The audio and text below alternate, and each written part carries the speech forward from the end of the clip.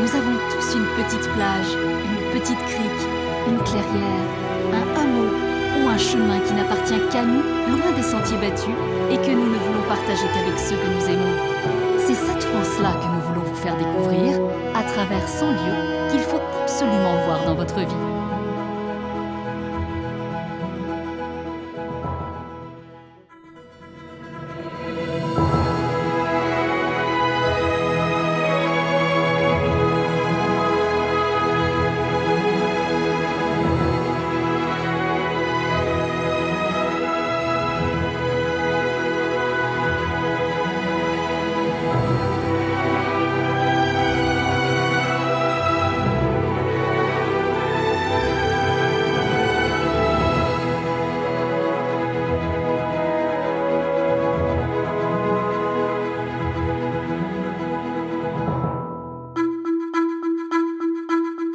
C'est dans l'un des plus grands départements de France que nous vous emmenons aujourd'hui.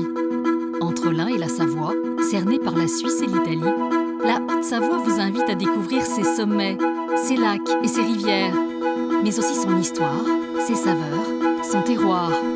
Vous irez donc tutoyer les nuages sur l'aiguille du Midi, un incroyable pic perché sur les hauteurs du massif du Mont-Blanc. La montagne, elle nous rend humble.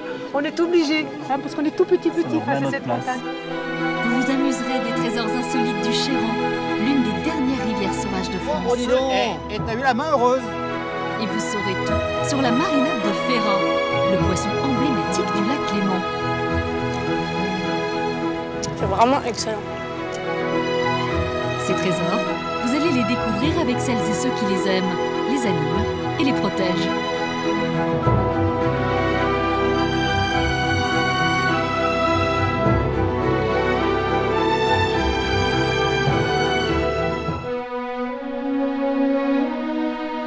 C'est en haute montagne, à 3800 mètres d'altitude, que notre périple commence. 400 km² de glaciers et de chaînes montagneuses, un paysage vertigineux, des lumières sublimes, bienvenue sur le massif du Mont-Blanc. Christine Boismont-Lasserre, chamonniarde pure et dure, amoureuse folle de ces montagnes, nous emmène à la conquête du plus haut sommet de Chamonix, l'aiguille du Midi. C'est Olivier Chamel, chef d'exploitation de l'aiguille, qui escorte notre voyage en direction du ciel. Tu veux pas pour un petit voyage? Ah ouais, moi je te suis bien volontiers. Allez, on y va. Nous embarquons à bord du téléphérique, qui en 2 tronçons et 20 minutes nous emmène du monde d'en bas à celui d'en haut.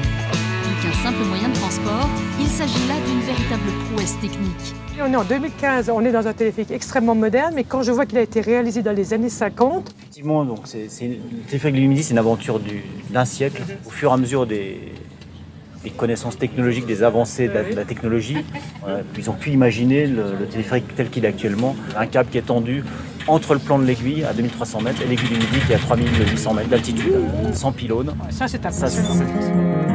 6 alpinistes chargés de 30 kg de matériel chacun ont donc grimpé puis déroulé en une seule journée ce câble qui nous permet aujourd'hui d'atteindre le sommet. Waouh, c'est super. On sort des nuages et on arrive. Christine et Olivier retrouvent David Ravanel, guide de haute montagne Coucou, depuis David. 6 générations. Coucou, David, comment ça va? Là, c'est ta cour de récréation, c'est ton jardin, c'est ta maison. Moi, depuis tout gamin, j'ai rêvé à ces montagnes, j'ai grimpé dessus. Et puis, quand on est ici, il y a un moment donné où ça s'arrête. C'est-à-dire que le stress du bas, l'effervescence, les réseaux sociaux, les téléphones, les mails, tout ça, ça s'arrête. Et puis, on a un côté un peu plus contemplatif. On est dans un endroit qui est unique au monde, c'est exceptionnel. Moi, je suis bluffé tous les jours. La montagne, elle nous rend humble. On est obligé, parce qu'on est tout petit face à cette montagne. Elle nous remet à notre place, moi je suis d'accord. Très prisée par les amateurs de sport alpin, l'aiguille du Midi est aussi le point de départ vers les plus hauts pics et les plus belles descentes de la Vallée Blanche. David guide les visiteurs en quête de sensations fortes sur l'un des plus célèbres sommets, le Mont-Blanc. Tous ceux qui tentent le Mont-Blanc, les alpinistes qui veulent tenter le Mont-Blanc, c'est pas chose facile. Le Mont-Blanc, quoi qu'il se passe, ça va être 10-15 heures de marche d'affilée. Et ça va être 10-15 heures de marche d'affilée en altitude. Ça demande d'avoir une bonne condition physique. Il ne faut pas s'entraîner 20 minutes, il ne faut pas s'entraîner 40 minutes toutes les 2 semaines. Il faut y aller régulièrement. Et pour tous ceux qui n'en ont pas le courage, l'aiguille du Midi offre tout de même des sensations uniques et panorama à couper le souffle. Dis-moi, David, c'est un truc de fou quand on fait de l'alpinisme.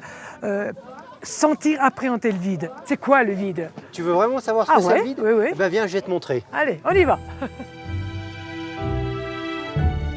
Ah, enfin, on se sent vivre un peu. Hein? Ça ne m'étonne pas, toi, t'es bien là. C'est ton domaine là. Commence hein. à respirer un peu mieux. Ah, là. je comprends, c'est vrai. Après, hein. Christine, on est pas dans le vide. C'est une cage de verre de 3 cm d'épaisseur qui est suspendue uniquement par ces 2 bras qui sont au-dessus de nous. Plus de 1000 mètres de vide sous nos pas, époustouflant. Mais mieux vaut ne pas avoir le vertige. C'est sécurite? C'est sécurité. On va pas tomber? Non. On peut Toi, ça t'impressionne pas, toi hein. Toi, ça t'impressionne pas, hein. Ah, moi j'aime bien. T'es heureux là. hein. Ouais, c'est bien, c'est bien. Pas d'excuse possible, l'aiguille du Midi vous ouvre les portes de ce monde au-dessus du monde, toute l'année et en toute saison. Christine s'accorde à présent une petite pause gourmande à la maison Carrier, véritable institution à Chamonix. Feu de cheminée, lambris de vieux bois, fumoir à l'ancienne, nous voilà plongés dans un décor typique, prêt à rendre hommage aux saveurs d'antan. C'est Stéphane Gassot, chef de la maison depuis 26 ans, qui va livrer à Christine les secrets d'une recette ancestrale. Coucou Stéphane. Ouh, il fait bon chez toi, dis donc. Comment ça va? J'ai mis le feu. Ouais. Ça va bien, ouais. Bon Super. là, il fait cruellement bon, dis-moi. Qu'est-ce que tu es en train de nous préparer là? Écoute, j'ai attaqué la recette du farçon chamoniard, donc là, vraiment typique, emblématique de la vallée. C'est un peu un gâteau de pommes de terre au lard, fruits secs, un peu d'œufs, des oignons. Dis donc, ça c'est des bons petits pruneaux. Ça, c'est des pruneaux de Passy. Les pruneaux de Passy. Tout à Mais fait. ils n'ont pas un nom particulier. Alors, c'est des pruneaux de Passy, on les appelle aussi les séchieux. Ah, c'est ça, oui. Donc les séchieux, parce qu'autrefois, on les faisait sécher sur des grandes planches en bois pour pouvoir les conserver plus longtemps et pouvoir en manger tout le reste de l'hiver. En fait, c'est les produits de base des paysans de l'époque. Bien sûr. Ah, de toute Tout façon, ce qu'ils avaient hein. sous la main et qui était pas onéreux et qui Ouais, était de bien leur sûr. production annuelle, quoi. Un plat montagnard riche, mi-sucré, mi-salé, le farçon ou farcement fait depuis des siècles le bonheur des tablés du dimanche et des jours de fête. Christine, c'est Oui. pas le tout, mais on a une recette à réaliser. Hein. Donc, je vais commencer. Oui. On va émincer l'oignon. Tu vas m'aider, toi? Tu veux que j'émince des oignons? Mais je suis pas très douée, tu sais. Est-ce que tu veux râper les pommes de terre? Je veux hein bien. À mon Mais avis, ça, je saurais faire. T'as plus qu'à Et- descendre là. Comme ça. Voilà, et ça va te faire la pomme de terre Donc, râpée il en faut dessous. appuyer fort, hein. Ah bah, c'est du sport, la cuisine. Hein. Oh. C'est du sport. Donc ensuite, moi, je vais prendre la poitrine fumée Oui. et je vais tailler des lardons. Oh, Joli, il est hein. beau, ce lardon. Une fois émincés, lardons et oignons vont rissoler à la poêle. Ça se dégage l'odeur du lard et des oignons, là. Non, mais ça, c'est bon, ça. Hein ça va donner un goût à notre farçon, ça va être Oh là exceptionnel. là là là, ça va être exceptionnel, comme tu dis. On se régale à l'avance. Avant de rejoindre la pomme de terre, les fruits secs, Stéphane ajoute l'œuf, le sel, le poivre et la crème bien sûr. Et on va terminer par notre crème. fameuse crème. Rien que comme ça, on a envie de la manger tellement elle a l'air. Tu vois, comme elle est Ah, elle épaisse, est regarde ça. belle, ah ouais, Ça ouais. bouge pas, ça c'est de la crème. C'est la vraie crème, la pas vraie à bonne 0% crème de ou à ferme. 30%, c'est de Voilà. la vraie crème. Ça, c'est bien meilleur. Gourmande, mais assidue, Christine met du cœur à l'ouvrage pour obtenir un mélange homogène.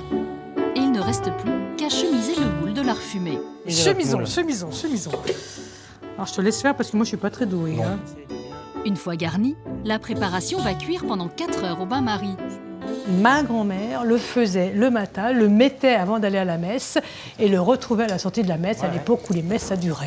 Bien sûr. Hein, bien sûr. Bien sûr. Tout le temps que ça cuisait, elle pouvait Elle vaquer à pouvait, leurs voilà, occupations, tout à aller à la fait. messe, faire ce qu'elles avaient à faire. Et en rentrant à midi, Ouais. tout était prêt pour manger. C'était le repas du dimanche. c'était le repas du C'était le dimanche, repas du dimanche, effectivement. bien sûr. Traditionnellement accompagné d'une viande en sauce, ce sera du civet de cerf pour notre dégustation.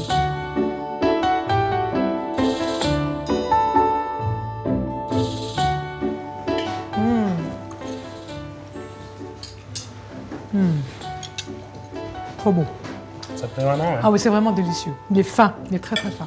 Merci. Vraiment un régal. Merci, merci beaucoup Stéphane, c'est vraiment très très bon. Avec plaisir.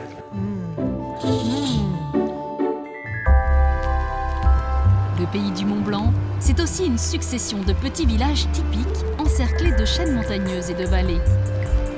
Nous retrouvons Christine, guide du patrimoine sur les hauteurs de Combloux, avec une vue à 360 degrés sur toute la chaîne du Mont Blanc et des Aravis.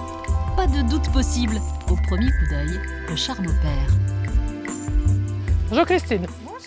Tu m'as choisi un super beau spot. C'est vraiment très très beau ici. Comme disait Victor Hugo, c'est la perle des Alpes dans l'écrin des glaciers. Victor Hugo, oui, Victor il est Hugo, venu jusque-là. Voilà, il est venu jusqu'à Combloux. Bon, les glaciers ont un petit peu fondu, mais la vue reste malgré tout. Combloux, c'est assez curieux comme nom. Est-ce que tu en connais l'origine? Oui, ça viendrait de Kumbalupi. Au Moyen-Âge, il y avait des loups et la Kumbalupi, ça voudrait dire la combe aux loups. Nous ne croiserons malheureusement pas de loup, mais c'est un symbole de la tradition pastorale du village que nous allons découvrir, la ferme Isidore. J'adore ça, moi j'adore. C'est joli, hein? Construite en 1832, cette bâtisse transformée aujourd'hui en musée donne un témoignage vivace sur l'identité paysanne de Combloux. Et ben dis donc, là on est où? Là, tu es dans la cuisine, tu vois. Hein? Et puis, là, on est vraiment dans la cheminée. Impressionnant. Ah oui, elle est très très grande. Elle est grande, hein, tu vois, elle fait 8,50 m de haut quand même. Hein. Et donc là, on y fumait évidemment. Oui, beaucoup de choses, bien sûr, le jambon, les saucissons qui étaient fumés avec du genévrier, donc ça donnait un bon goût, hein, c'était vraiment excellent. Vaisselier, peigne à chanvre, godillot, cette ferme traditionnelle parfaitement conservée offre une balade pittoresque dans le passé. Tu sais, les fermes étaient vraiment très importantes parce qu'il y avait la famille, les grands-parents, les parents, les petits-enfants. Il fallait mettre les bêtes aussi et puis les récoltes. C'est pour ça que ces maisons étaient très importantes. Et alors ici, on est dans la pièce à vivre, mais comment vous dites ici à Combloux? Alors nous, on dit le bœuf aux gens. Elle est vraiment entre les tables, l'écurie de la jument, l'écurie des moutons. Et c'est vrai que quand il faisait grand froid, eh bien, on ouvrait toutes ces portes et on récupérait la chaleur. On reconnaît bien là l'implacable bon sens paysan. Avant de quitter Combloux, faites une escale devant l'église et son clocher à double bulbe, typique du style alpin du XVIIIe siècle.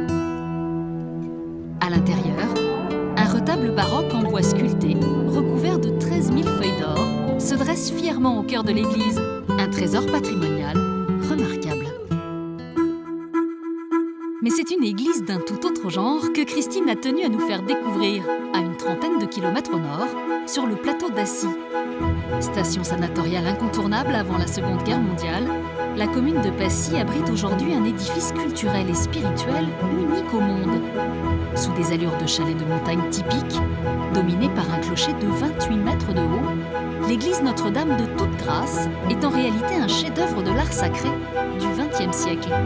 Christine y retrouve Jérôme Boucher, conservateur du patrimoine, gardien de l'histoire et des secrets de cette église. Je suis très contente de te retrouver parce que cette église est magnifique, dans un cadre merveilleux. Et je sais que toi, tu es un grand spécialiste de cette église et j'aimerais que tu m'en dises un petit peu plus. Oui, bah écoute, c'est une splendide église, effectivement, qui a été construite entre 1938 et 1950. Quand on regarde cette façade, on est un peu... Ouh, c'est merveilleux. On est pris par la lumière de cette façade face à l'architecture. C'est le premier choc, en fait, au plateau d'Assy. Quand on arrive, en plus, là, on est en fin de journée, donc on a la belle lumière de fin de journée qui rebondit sur la façade de Fernand Léger. Une très belle mosaïque en pâte de verre avec des couleurs comme savait les préparer Fernand Léger. Fernand Léger, c'est quand même un mystère. Comment Fernand Léger est venu travailler ici? Lui qui était quand même pas un homme pratiquant. Pas un homme d'église, même, tout simplement. On sait que Fernand Léger, il a sa carte au Parti communiste, effectivement, donc non-croyant, sans aucun souci. Mais le pari qui est fait pour cette église ici au plateau d'Assy, c'est de faire travailler des artistes. Croyants, non-croyants, c'est pas grave, de toute façon, l'essentiel, en fait, c'est qu'ils amènent ce qu'ils savent faire. Et pour cette façade, l'artiste voit les choses en grand. 152 mètres carrés de mosaïque qui représentent la Vierge et ses litanies, cernées de couleurs franches, vives, presque provocantes. Pour le chanoine de Vémy, qui est à l'origine de cette construction, l'art dans son expression la plus forte a quelque chose de sacré, des mots qui prennent tout leur sens quand on entre dans l'église. Alors là, est-ce que tu reconnais, Christine? Bien sûr, un superbe trait de Matisse. Oui, tout à fait. Henri Matisse. C'est une représentation de Saint-Dominique typique. Saint-Dominique est représenté dans ses attributs habituels, c'est-à-dire sa grande robe avec le capuchon. Il est représenté là avec un trait simplifié, celui d'Henri Matisse, celui que tu as reconnu. Et autour, des pampres de vigne avec du raisin qui est représenté. Et le petit tableau qui est juste au pied? Alors le petit tableau qui est au pied, en fait, c'est une porte. C'est le tabernacle, c'est là où on conserve les hosties. Lui a été réalisé par Braque. Braque, Georges Braque. Oui, là encore, première moitié du XXe siècle. Tous les artistes de la première moitié du XXe siècle sont ici. On les retrouve tous ici. Donc tout à fait. Matisse, Braque, mais aussi Chagall, Lursa, Rouault. La collection d'œuvres réalisées a de quoi faire rougir les plus grands musées d'art contemporain. Pourtant, certaines œuvres choquent et attisent la polémique, comme ce crucifix de Germaine Richier. Est-ce que tu te rends compte que ce Christ qui est crucifié n'a pas de croix finalement? C'est-à-dire qu'en fait, il a les bras tendus, il est penché en avant, mais surtout, c'est un Christ sans visage. Si Dieu a fait l'homme à son image, alors le Christ, son fils, doit avoir une image et une forme humaine. L'Église n'accepte pas. L'Église n'accepte pas. L'œuvre est donc cachée pendant 15 ans avant de retrouver sa place au cœur de l'église. Magnifique, c'est très beau. Devenue incontournable, cette église est un joyau à flanc de montagne qui ravira autant les fins connaisseurs que les non-initiés.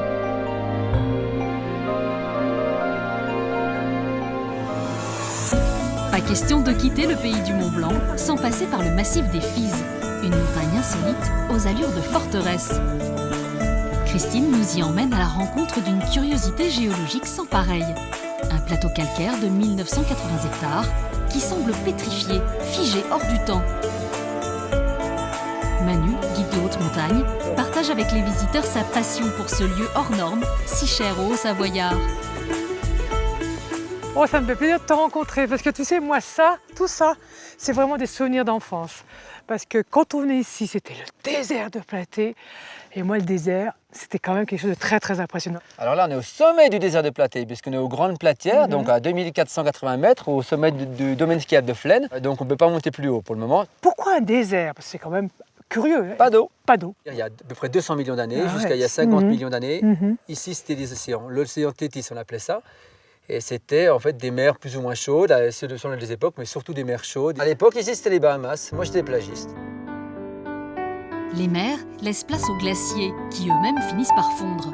Ces phénomènes climatiques font apparaître des crevasses rocheuses, appelées lapias. Le désert de Platée est l'un des plus grands lapias d'Europe, où l'on trouve d'impressionnantes failles de plusieurs mètres de profondeur. Moi, j'aimerais bien quand même savoir ce qu'est une faille. Est-ce que ça, par exemple, on peut considérer que c'est le début d'une faille? Oui, bien sûr. En fait, c'est l'eau de fonte de neige chargée en gaz carbonique ou de pluie qui va vraiment sculpter, creuser chaque jour, chaque mois, chaque semaine, chaque année. On va trouver des gouffres qui vont descendre jusqu'à 700 mètres, 800 mètres, 1000 mètres. Donc, dans 2000 ans, quand je reviendrai, cette faille, elle sera beaucoup plus profonde, de quelques centaines de mètres, milliers de mètres. Peut-être pas, c'est pas aussi rapide, mais quelques dizaines de mètres, c'est possible, oui, sans problème. D'accord, d'accord. Donc, ce qui veut dire que tout ce paysage peut changer en permanence. Voilà, c'est ça. Et quel paysage! Une atmosphère lunaire, un panorama qui nous laisse sans voix. Toi, quand tu viens ici, pour quelle raison? Qu'est-ce qui fait que tu aimes ça? En fait, moi, c'est une altitude où j'aime vivre. On est au-dessus de 1500 mètres, on a quitté la forêt et on est monté sur les alpages au départ. Et après, ici, c'est un monde un peu plus minéral. On est toujours sur des crêtes, c'est-à-dire qu'on domine le monde. On a vraiment le sentiment que tout l'espace est pour nous. C'est ça. Hein, on a vraiment ce sentiment que la nature, eh bien, on se trouve en communion avec la nature. Un sentiment à découvrir absolument sur un circuit de randonnée où il n'est pas rare de croiser des bouquetins et autres animaux emblématiques de la région. La Haute-Savoie regorge d'incroyables sites naturels jalousement préservés, mais aussi d'un riche patrimoine architectural et historique. À une centaine de kilomètres de Chamonix, vers l'ouest, nous vous recommandons de faire un détour par Annecy et ses environs. Idéalement nichée entre massifs alpins, forêts et lacs, Annecy est l'une des villes les plus belles et les plus touristiques de la région. Chef-lieu du département de Haute-Savoie, elle exerce depuis ses origines au XIIe siècle un grand rayonnement politique, économique et culturel.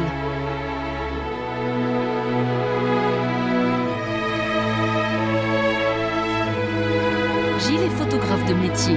Ce Haut-Savoyard de pure souche ne compte plus les clichés réalisés le long des canaux de celle que l'on surnomme avec tendresse la Venise des Alpes. Et c'est en compagnie de Yann Bazin, animateur de l'architecture et du patrimoine, qu'il commence la visite par le monument le plus emblématique d'Annecy, le Palais de Lille. en fait, c'était la maison d'un seigneur qui possédait des droits sur tout l'environnement de sa maison. On nomme ce bâtiment vieille prison ou palais de Lille. Donc ça paraît un peu opposé comme dénomination. Alors c'est vrai que dans son histoire, cette maison forte est devenue rapidement une prison. Ensuite, au XVIe siècle, ce bâtiment est devenu aussi un palais de justice. Un édifice qui intrigue et fascine aussi par cette forme de triangle qui fait penser à la proue d'un navire. J'imagine qu'à l'époque, il pouvait y avoir aussi des crues. En fait, cette forme si particulière du palais de Lille permettait, comme le bâtard d'eau d'un pont, les culées d'un pont, de chasser les eaux et de protéger l'arrière du bâtiment. De la fausse déclaration de moisson au meurtre, des centaines de crimes y étaient jugés et tout autant de condamnés emprisonnés dans les cachots. Et c'est à l'intérieur de l'une des cellules que Yann entraîne à présent Gilles. Ici, on a reconstitué ces couchettes de bois qu'on appelle aussi des bas-flancs, qui étaient les lits pas très confortables sur lesquels les prisonniers s'allongeaient pour dormir. Ils étaient petits, les Savoyards. Des aménagements certes rudimentaires, mais avec un système de sécurité plutôt élaboré. Là, on est dans le parloir, l'ancien parloir, avec cette porte, donc derrière lequel se situait le prisonnier, avec un intervalle entre les deux pour qu'il n'y ait pas d'échange physique. Et puis là, tu vois, le bois est usé par les mains qui s'appuyaient contre les barreaux de bois. La prison ferme définitivement ses portes en 1864. Classé monument historique depuis 1905, le palais de Lille ouvre grand ses portes aux visiteurs pour y découvrir les cachots, mais aussi plusieurs expositions temporaires. Gilles et Yann se trouvent à présent au cœur de la vieille ville, le long de la rue Sainte-Claire. Surnommée la Grande Charrière au Moyen-Âge, elle était à l'époque la seule rue qui permettait aux marchands de traverser la ville en chariot. Là, il y a un truc super génial à regarder. C'est le La d'amour qui est gravé dans la pierre de cet ancien linteau et qui ressemble à une sorte de ruban ou de lacet. C'est un symbole de fidélité à une maison seigneuriale. En l'occurrence, la maison de Savoie. Cœur de la vie commerçante depuis toujours, la rue Sainte-Claire s'achève par une grande porte creusée à même le rempart et qui marque les limites de la ville. Quelques mètres plus loin, les deux hommes se retrouvent nez à nez avec un imposant château fort du XIIe siècle. Le célèbre château d'Annecy qui domine la ville et ses habitants, perché à 470 mètres d'altitude. Quand on est à l'extérieur du château, l'élément le plus impressionnant de cette architecture, c'est la tour de la reine que tu as devant toi maintenant, qui s'impose effectivement. C'est la construction la plus massive de l'architecture du château. C'est la tour de la reine, mais c'est aussi la reine des tours. Aucune reine n'a habité ici. Non, mais par contre, on a construit une légende qui raconte qu'un roi, pour punir son épouse, l'avait enfermée dans cette tour. Et évidemment, un ange ou un chevalier est venu la libérer. Et aujourd'hui, c'est de ce point de vue qu'on a la plus belle vue sur Annecy et un morceau du lac d'Annecy. D'accord, donc tu vas me montrer ça alors. Oui, on va rentrer. Le château et sa vue spectaculaire, ainsi que les nombreuses expositions qui l'accueillent, sont ouverts au public toute l'année. Donc voilà, là, c'est magnifique. Un enchevêtrement de toitures bordées par les montagnes et le lac. Oui, cette vue vaut largement le détour. Plongé au cœur de la nature, notre voyage continue à 20 km d'Annecy en direction du nord, où ruisselle à plus de 1000 mètres d'altitude l'une des dernières rivières sauvages de France, le Chéran. Véritable paradis pour les pêcheurs, les randonneurs et autres mordus de kayak, le Chéran nous dévoile une partie beaucoup plus insolite et inattendue de ses richesses. Gilles y retrouve Marius, grand amateur d'activités en plein air et chercheur d'or invétéré. Pas besoin donc de traverser l'Atlantique pour trouver des pépites. Le Chéran est une destination de choix pour la pratique de l'orpaillage. On a une rivière où on trouve des paillettes, autrefois même des pépites, et cet or est très très pur. Ça fait presque du 24 carats. 24 carats, c'est le maximum. Donc ici, on a l'or le plus pur au monde. Et pour le trouver, il est très important d'avoir les bons outils. Alors, je t'ai apporté un tamis et un pan. D'accord. Le tamis va nous permettre de séparer le gros du fin et le pan va nous permettre de travailler à la fin. Tu sais pourquoi on l'appelle le pan? Bah non. Eh ben, ça vient de la ruée vers l'or. Et en anglais, les ustensiles de cuisine qu'ils utilisaient, nos chercheurs d'or, c'était a pan. Ce qui, évidemment, veut dire casserole en anglais. Donc, en français, c'est devenu le pan. Après cette mise au point linguistique, place à l'initiation. Tu creuses avec moi et tu remplis. Première chose, je vais séparer le gros du fin. Tu tamises et on jette. Ensuite, on prend le pan. Est-ce que tu as vu qu'il y a des moustaches? Ce que Marius appelle les moustaches sont en fait des rainures moulées dans le pan qui permettent de retenir les paillettes. On fait travailler la force centrifuge, qui fait évacuer tout ce qui est peu dense. Ah ben là, on voit l'habitude, parce que le geste est quand même plus sûr et plus efficace. Ah, mais tu sais, après 20 ans d'empaillage, on commence à avoir des réflexes. Allez, on y va. On rapproche bien tout au bord. Encore. Concentré, Gilles ne perd pas une miette des conseils de Marius. Bon, maintenant, tu rapproches au bord, comme moi. Là, tu vois, on a peu de matériaux. Ça forme une lune. D'accord. Alors, cette lune, on va faire des mouvements gauche-droite en inclinant le pan vers nous. Je tremblote un peu. Et normalement, on devrait voir arriver les paillettes. Oh, dis donc. Et t'as eu la main heureuse. Et t'en as deux qui sont moyennes, tu vois. Ah, t'en as quand même une vingtaine, c'est bien. Chance du débutant? Peut-être. Mais Gilles ne repartira pas sans ses pépites. Ah ouais, génial. Bon, il n'y a pas de quoi crier fortune, mais... Ça va faire plaisir à ma femme. Eh ben écoute. Merci Marius. Cap à une dizaine de kilomètres d'Annecy. Pour une bulle d'évasion, de poésie, une escapade hors du temps au jardin de Rumilly. L'idée de ce jardin unique a germé il y a 35 ans dans l'esprit d'un couple de passionnés. Myriam, leur fille aînée, se charge d'embarquer Gilles dans leur brin de folie. Bonjour Gilles. Tu vas bien? Parfait. Bien. Regarde la maison, je voulais te montrer quand même que c'est une ferme qui a 200 ans et elle a une croix au-dessus et c'est une croix qui a été sculptée dans du calcaire et cette croix de Savoie, on la retrouve au sol. On a fait cette cour quand on avait 13 ans à peu près avec mes sœurs. Normalement, elle est sur fond rouge et la croix est blanche. Et là, on a incrusté nos petits cailloux bien sagement, puis ensuite des bouts de briques. Et puis quand on s'est rendu compte de notre erreur, c'était trop tard. Le ciment avait pris et on ne pouvait plus rien refaire. Partie de rien, toute la famille s'est mobilisée et s'efforce encore aujourd'hui de faire de ce lieu une véritable invitation au voyage. 7000 m² de cour intérieure, extérieure, de patio, de galeries et de salons, sans oublier une mosaïque de jardins aux aspirations exotiques. Pourquoi tu l'appelles andalou, ce jardin? Tous les jardins ont un nom et on a eu envie celui-ci de l'appeler jardin andalou parce que déjà il y a de l'eau qui caractérise ce jardin et qui sort d'une jarre et qui va couler un peu en cascade, en fontaines successives et c'est des réminiscences tout simplement des jardins mauresques. Donc chaque fois c'est des heures et des heures de travail là. Il y a beaucoup de travail. Les formes, les matériaux et les couleurs se mêlent. Les techniques se mélangent entre ferronnerie, moulage, sculpture. L'imagination de la famille semble sans limite. Et ce sont les quelques 130 variétés de fleurs et de plantes aromatiques qui lient l'ensemble dans une joyeuse cacophonie de senteurs. Et viens, je te montre le jardin de curé. Alors, le jardin magnifique. Bah oui, écoute, il est très fleuri. Pourquoi on l'appelle le jardin de curé, tu sais? Pourquoi? Ou le jardin des simples. Il est clos de murs. Tu vois toutes ces arcades là en mortier de chaux, ça rappelle les cloîtres romans en fait.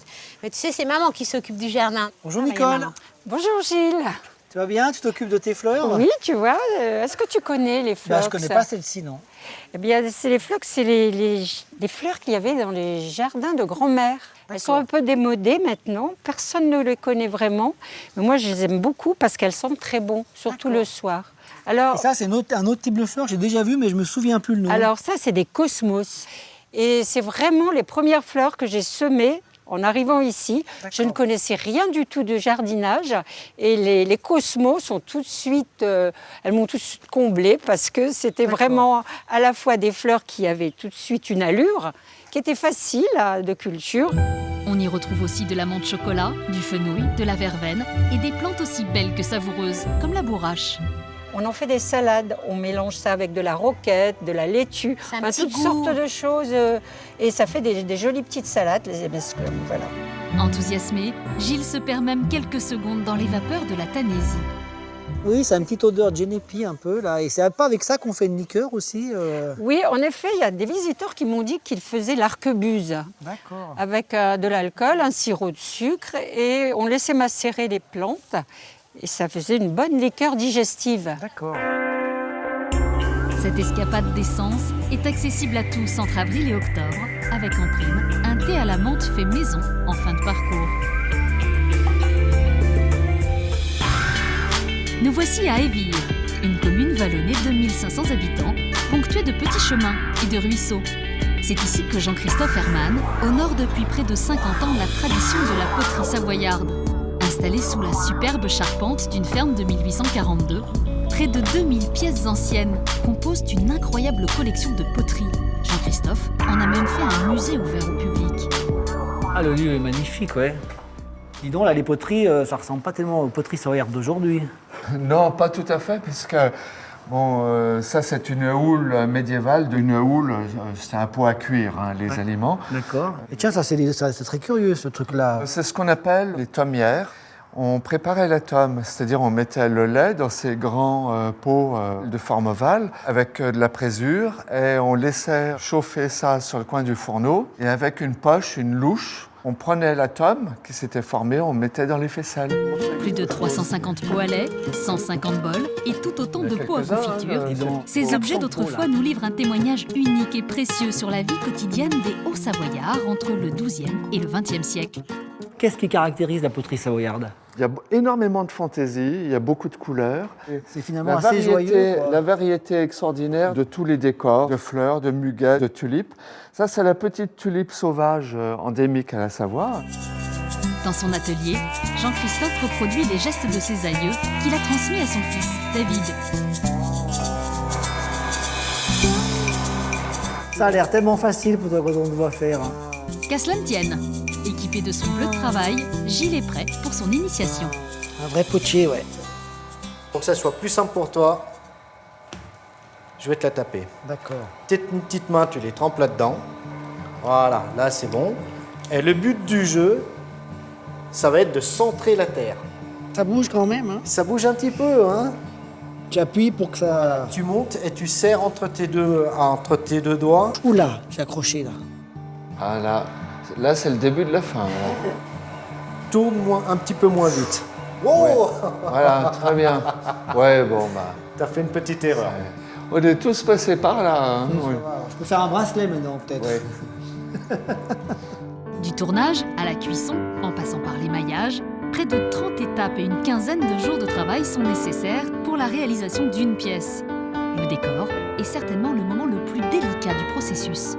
Tu sais ce que tu vas faire déjà, Jean-Christophe, là? Ou c'est l'inspiration vient à mesure? C'est-à-dire, on voit vaguement ce qu'on va faire, ouais. C'est pas une peinture. Là, ce sont des terres, uniquement des terres. Des terres, mais qu'est-ce que tu appelles de l'argile. Là, c'est une argile rouge naturelle. Là, par exemple, tu remets une autre couleur sur une couleur que tu as déjà mise. Parce que si je mets que le jaune directement sur le vert, ça va faire un vert pâle. Tandis que là, ce sera plus contrasté. Ce sera plus soutenu, d'accord. De Pâques à la Toussaint, la famille Hermann ouvre les portes de son musée et de l'atelier où, comme Gilles, vous aurez le privilège de voir Jean-Christophe en plein ouvrage. C'est en direction du nord-est, dans le Chablais, que notre voyage au cœur de la Haute-Savoie se poursuit. Ancienne province du duché de Savoie, le Chablais, bordé par les rives du lac Léman et les montagnes de la vallée du Gifre, est un territoire de 900 km² qui saura vous charmer par ses multiples visages.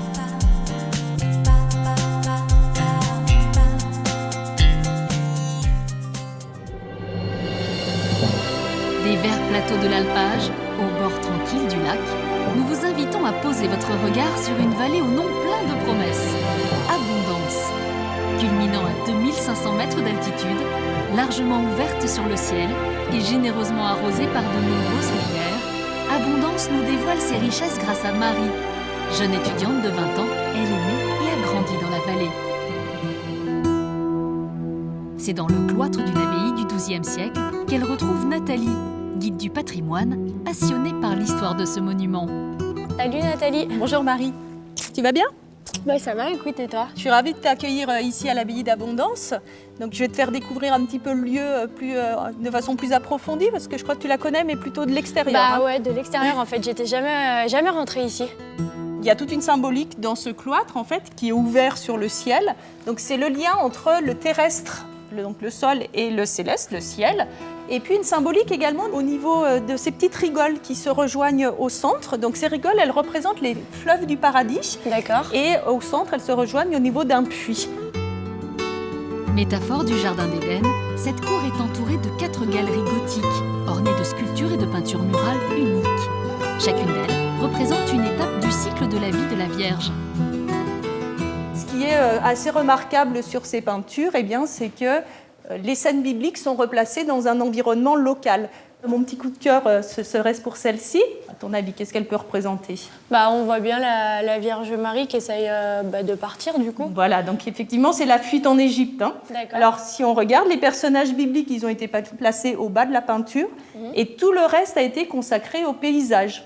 Mais ça ressemble pas vraiment à l'Égypte en fait, on dirait plus un paysage de chez nous. Pas du tout l'Égypte. Donc on est dans une géographie locale avec une représentation, on l'a bien reconnu au centre, du Léman. Puis en même temps, sur cette peinture, on a plein de détails de la vie quotidienne. Donc on a les bateaux sur le Léman, qui étaient des bateaux de commerce. Oui. On a ce petit personnage, tu le vois là, qui grimpe sur le petit avec chemin. un truc sur le dos. Voilà, donc c'est une planche à fromage en fait. Il emmène ses fromages pour pouvoir aller les commercialiser vers le Léman. On retrouve aussi la Visitation, l'Annonciation, les noces de Cana et bien d'autres scènes surmontées d'une croix de Savoie, symbole du lien entre l'abbaye et le comté de Genève. À l'étage, Nathalie nous fait découvrir l'une des 18 cellules de l'abbaye. Étroite, minimaliste, ces pièces témoignent du quotidien monastique au XVe siècle. Le lit, c'est vrai, il est petit pour... Oui, alors effectivement, donc c'était même généralement carrément une paillasse qui était utilisée. Et la taille est due au fait qu'il dormait assis. Tu sais pourquoi est-ce qu'il dormait assis? Bah parce que, moi j'ai entendu dire qu'allongé c'était la position du mort et du coup que ça leur faisait peur. Oui, c'est tout à fait ça. Et puis ici, donc un petit coin qui est consacré plutôt à la prière. Il faut savoir que les moines spasmodiaient régulièrement. Et ils se rendaient à 7 offices religieux au cours de la journée et même au cours de la nuit, puisqu'il fallait, en pleine nuit, se rappeler qu'ils étaient là et qu'ils avaient consacré leur vie à Dieu. Donc on les réveillait pour bien qu'ils s'en rappellent et qu'ils aillent prier. D'accord. Premier édifice haut-savoyard classé monument historique, l'abbaye d'Abondance est un véritable trésor historique, architectural et artistique. Ces moines sont aussi à l'origine de l'un des plus célèbres produits du terroir de la région, le fromage d'Abondance. Une pâte pressée demi-cuite, un goût fruité, un parfum de noisette, nous voici plongés dans les saveurs de l'alpage. Damien Gérard, dont la famille perpétue la tradition depuis 1854, retrouve Marie, escortée par ses belles laitières. La race d'Abondance, c'est une petite race locale. C'est la race qui est vraiment issue de la vallée. Alors c'est une race qui est de couleur pie-rouge, donc ça veut dire qu'elle a la robe brun foncé, la tête blanche et des lunettes autour des yeux, avec des petites pattes assez fines. Du coup, elle est capable de crapahuter un peu partout. Voilà, elle arrive à aller très haut dans les alpages pour aller chercher l'herbe fraîche tout au long de l'été. Cela fait 15 siècles que l'Abondance se régale de ces herbes grasses qui donnent à son lait et à son fromage un doux parfum d'alpage et d'air frais. En fait, on va commencer par découper le caillé en grains carrés. Donc là, il faut aller doucement parce que le caillé est encore très fragile. Ça va servir à quoi? Là, en fait, on sépare la partie humide du lait et on va garder que la matière sèche. Je ne sais pas si tu veux essayer pour finir, il manque quelques tours à faire. Eh ben, allons-y alors. Donc il ne faut pas trop s'arrêter parce que sinon tu n'arriveras pas à lancer. Donc il faut le tenir une fois bien en bas, une fois en haut. C'est physique quand même. Le lait est ensuite brassé à 48 degrés pendant 40 minutes. L'objectif, obtenir une pâte molle que Damien soutire à la toile dans le respect de la tradition. C'est difficile à faire ou pas Donc, quand on soutire, en fait, il faut un bon coup de main. Il faut avoir un geste assez précis pour essayer de soutirer dès le premier coup la juste quantité de caillé pour ne pas en rajouter sur le fromage. Passé sous presse pendant 24 heures pour évacuer le reste de petit lait, le fromage est fin prêt pour l'affinage. L'affinage de l'abondance, c'est 100 jours minimum. Donc nous, on aime bien les garder au moins 4 mois. Comme ça, c'est des fromages qui sont un peu plus relevés, beaucoup plus fruités. Une humidité d'au moins 90%. Une température qui varie entre 7 et 16 degrés. Mais surtout, des soins constants sont nécessaires pour faire de l'abondance ce fromage au goût si particulier. Alors avant de les frotter, il faut toujours les tourner pour que les faces soient toutes frottées régulièrement. C'est en frottant avec l'eau salée que le fromage il va devenir de voilà, comme ça c'est à comme ça. Une bactérie qui pousse à la surface du fromage et qui se transmet par l'eau salée et les soins. Et t'en tournes combien en moyenne par jour? Il y en a à peu près 2000 en cours d'affinage dans la cave. J'en frotte 500 et j'en tourne 500 pour le lendemain. Mais le résultat vaut bien cet effort. Alors n'hésitez pas à aller le déguster. Pas question de quitter la vallée avant de vous parler d'un drôle d'oiseau que l'on croise depuis des siècles au détour des chalets. Entièrement sculpté dans du bois, la colombe d'abondance est un objet d'art populaire très prisé, dont Marcel, 72 ans, armé de son opinel, est l'un des derniers artisans. Bonjour Marcel. Bonjour. Comment va? Ça va et vous? Tu viens me trouver? Ouais, je voulais savoir, la colombe, ça vient d'où? Les bergers, en allant à l'alpage, ils avaient du temps un peu et se sont mis à tailler cette colombe. Parce que ça portait bonheur. Voilà. Offerte au baptême, mariage et autres célébrations familiales, cette colombe taillée dans des copeaux d'épicéa nécessite du temps, de la patience, mais aussi beaucoup d'adresse. Et est-ce que je peux essayer de faire ce que vous faites là? Oui, je vais te faire juste une petite épaisseur. Voilà, Miss. Hop. Alors du coup, je plante le couteau là. Voilà, tu passes dedans tout doucement. Oui, c'est dur à la fin. Hein? La fin est pas facile, Ouais. Il faut mettre tes lunettes. Une fois sculptées, les ailes doivent être déployées. Et ce n'est pas une mince affaire. La petite encoche qui est comme là, vient se loger au-dessus de l'autre, derrière, comme ça. Et là, ça casse pas? En principe, non. Je me suis à peu près débrouillé pour que l'épaisseur tombe juste. Et tu l'emboîtes comme ça. C'est super joli. Hein. Ah oui. Vous me l'offrez? Voilà. Ouais, c'est vraiment très gentil de votre part. Rustique et délicate à la fois, la colombe d'abondance est un beau symbole à offrir et à recevoir. Alors ne vous en privez pas. Nous voici à présent au pied des Préalpes du Chablais, sur les rives du lac Léman, à Évian-les-Bains, la ville d'eau par excellence.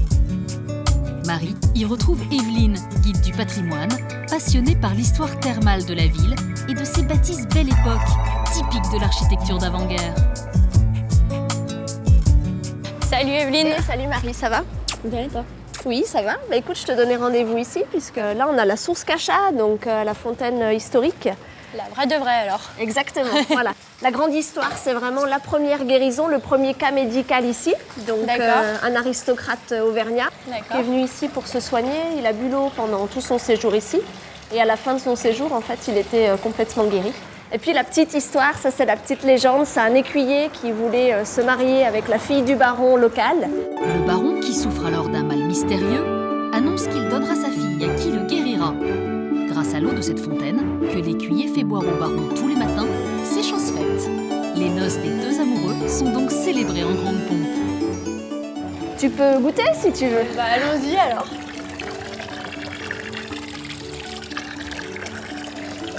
Comment tu la trouves? C'est vrai qu'elle est excellente quand même. Elle est bien fraîche, hein? Ouais, en plus. Au pied de la buvette Cachat, achevée en 1903, nous prenons toute la mesure de cette influence Art Nouveau. Véritable chef-d'œuvre de l'architecture thermale, cet édifice, classé monument historique depuis 1986, témoigne encore aujourd'hui du faste de la grande époque d'Évian.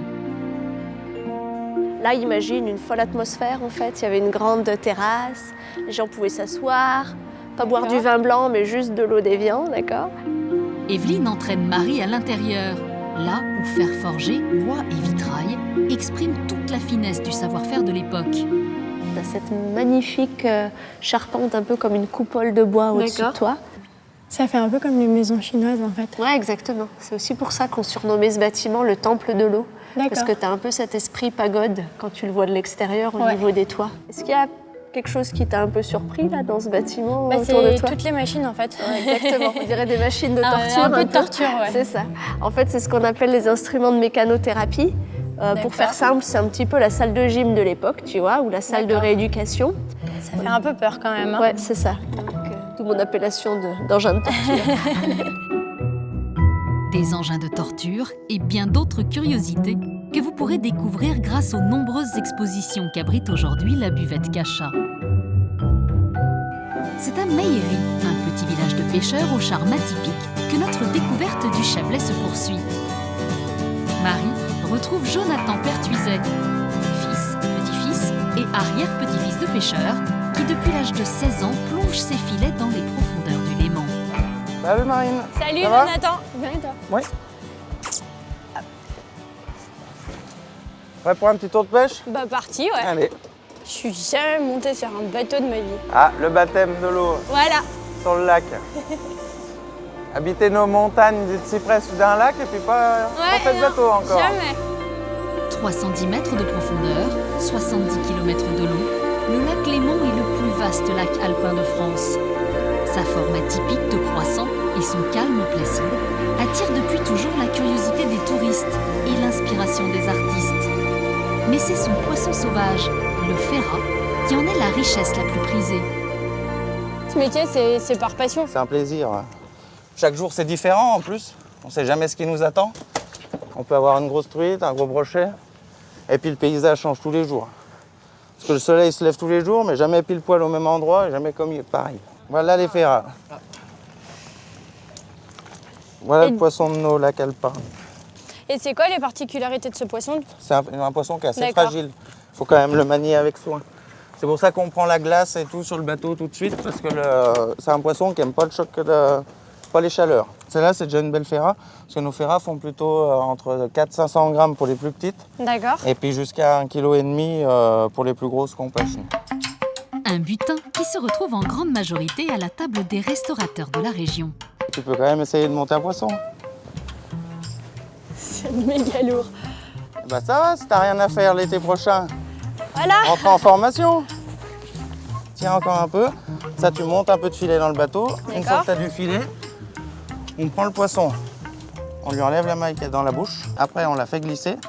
Tu mets tes mains sans trop la serrer, parce qu'il ne faut pas trop la serrer. Hop. Et on fait glisser la maille sur son dos, en fait. Tranquillement. D'accord. Pour la sortir. Oula. On glace à mesure. Plus l'air refroidit vite, mieux c'est. Bon, la pêche est faite, c'est tout glacé. Maintenant, on rentre à pêcher. Ça marche. Au port, ouais. Au port. Des étoiles plein les yeux et une cale remplie de poissons. Pour le grand baptême de Marie, la pêche fut plus que bonne. J'avais pris une caisse pour te préparer tout ça. Une bien vivante. Ça, Bien là, frais. il n'y aura pas plus frais. Hein. Et voilà. Et bah merci beaucoup. Ouais, pour la dégustation. Et puis bah merci pour le voyage. Hein. Il n'y a pas de souci, à refaire. Puis à une prochaine Avec fois. le soleil. Ouf. 20 km plus loin, en longeant la rive sud du Léman, Marie et ses poissons ont rendez-vous à Thonon-les-Bains, une petite ville connue pour ses stations thermales et sa vue imprenable sur le lac. Raphaël Vionnet, chef étoilé passionné par les produits du terroir, lui propose de transformer sa pêche en un tartare de ferrat mariné. Tu m'as amené de la ferra comme je t'avais demandé? Ouais, exactement. Super, nickel, on va pouvoir faire la recette. Elles sont bien raides, on voit qu'elles sont bien fraîches. Hein. Voilà, critère de qualité du poisson déjà, l'écaille brillante bien entendu, la raideur du poisson, ensuite l'ouïe bien rouge vif et donc l'abdomen bien ferme. Voilà. Ça c'est une petite technique pour bien reconnaître un poisson super frais. Première étape de la préparation, lever les filets. Donc on part toujours de la tête, on vient faire une incision au niveau de la tête, on coupe proprement et on va aller de la tête à la queue en longeant l'arête dorsale. Donc là le poisson est vraiment très ferme, on voit vraiment la fraîcheur du poisson. En même temps, il n'y a pas si longtemps que ça. Ouais, non, T'étais là- sur le lac. Ouais. Ça va, t'as le pied marin? C'était la première fois que je montais sur un bateau. J'ai plutôt le pied montagnard, mais ça va, c'est bien passé. Ça va, ça s'est bien passé. Tu vois toutes ces petites arêtes qui sont en train de dépasser là. Donc Ouais. on va venir tout simplement avec la pince à désarrêter, tirer les arêtes en maintenant la chair de chaque côté. On va voir si tu vas aussi vite que moi, on fait le concours.